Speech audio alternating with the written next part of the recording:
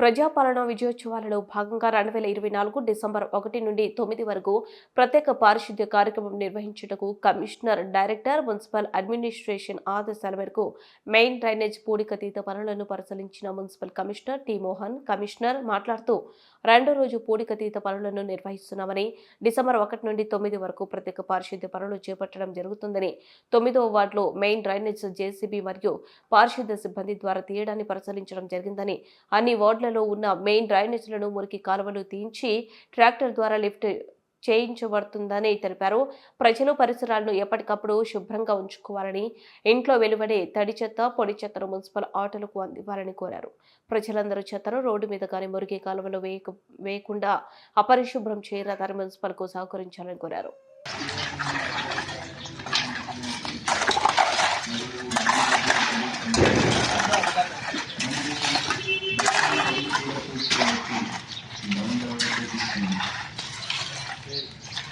కేవలం 100 రూపాయలకు 2 కిలోల సరుకు మరియు దాంతో 10 సభ్యులు ఉచితం.